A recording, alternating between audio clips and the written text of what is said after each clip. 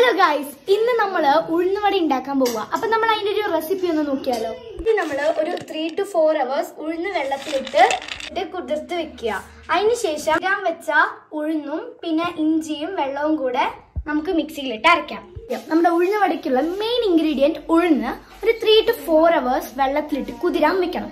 അതിനുശേഷം ഉഴുന്ന് കുതിരാൻ വെച്ചിട്ട് ഉഴുന്നും വെള്ളവും കുറച്ച് ഇഞ്ചിയും നമുക്ക് മിക്സിയിലിട്ട് ഒന്നരച്ചെടുക്കാം. കുറച്ച് വെള്ളം ഒഴിച്ചിട്ട് ഒന്നരച്ചെടുക്കാം.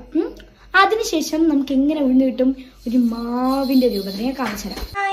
അരച്ച മാവിലോട്ട് ഒരു 5 minutes സ്പൂൺ കൊണ്ട് നന്നായി ബീറ്റ് ചെയ്തെടുക്കാം. ബീറ്റ് ചെയ്യണത് എന്തിനാന്ന് വെച്ചാൽ ഇങ്ങനെ നമ്മൾ ബീറ്റ് ചെയ്യുമ്പോൾ എയർ സർക്കുലേഷൻ ഉണ്ടാവും. അങ്ങനെ വട നല്ല സോഫ്റ്റ് ആയിരിക്കും. ഒരുപാട് ഇഷ്ടമാണോ മിക്കുന്? എനിക്ക് ഭയങ്കര ഇഷ്ടമായി. നിങ്ങൾക്ക് ഇഷ്ടമാണെങ്കിൽ ലൈക്ക് അടിക്കൂ. യെസ്.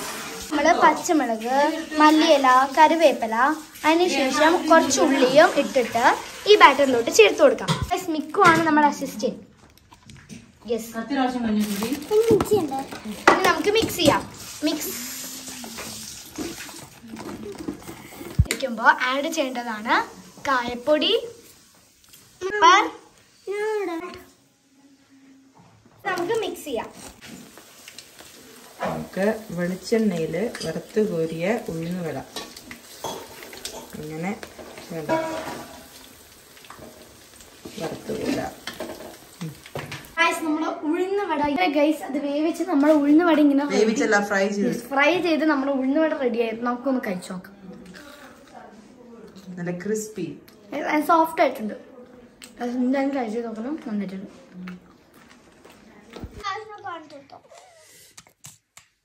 അതാ ചെരുപ്പ് കറക്റ്റ് ആക്കി കൊടുക്കും.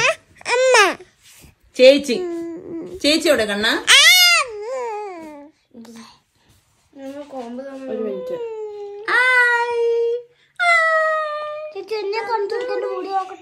ഒരു മിനിറ്റ്, ഞാൻ യൂട്യൂബിലില്ല.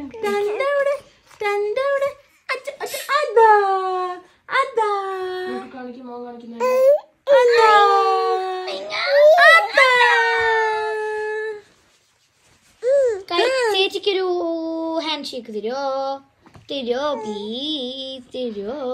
ചന്തക്കുപ്പായം, ഇത് ചന്തക്കുപ്പായം. കുട്ടന്റെ കുട്ടി അത് അടിപൊളി. അത് അടിപൊളി. കണ്ട അന്നൊക്കെ നല്ല വെളുത്തിരിക്കുന്നു. ഞാൻ തമാശ പറയല്ല. എന്റെ മിക്കു അല്ല, എന്റെ മിക്കു നിറം വെച്ചിട്ടുണ്ട് കേട്ടോ.